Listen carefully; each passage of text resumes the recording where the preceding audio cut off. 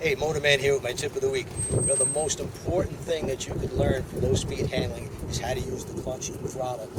How to manipulate that clutch and throttle to keep the bike up at low speeds. Combine that with a little bit of pressure on the rear brake, and you can do just about anything. You can make that motorcycle dance.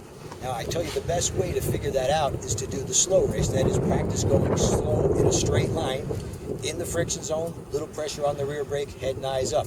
Now, if you want to test yourself to find out how good you are at using the clutch, throttle, and the rear brake, the best thing to do is try turning the circles with the bike straight up at low speed. So in other words, you're doing the slow race, but in a circle. If you could do it with it straight up, well, then leaning the bike is a piece of cake. I'll show you what it looks like.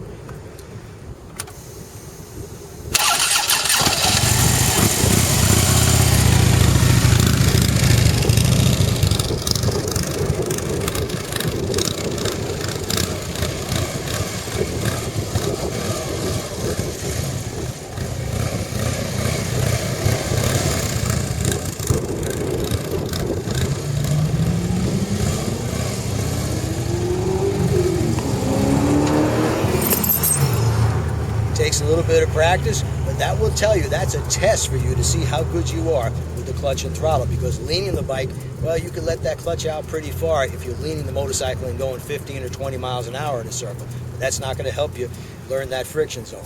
Now keep in mind, we still have the special going. You can get the Ride Like a Pro book and the Ride Like a Pro on your Indian for $29.95, or the Ride Like a Pro, the book and the shortcuts to riding like a pro for $29.95. You've got to call to get that. It's not on the website.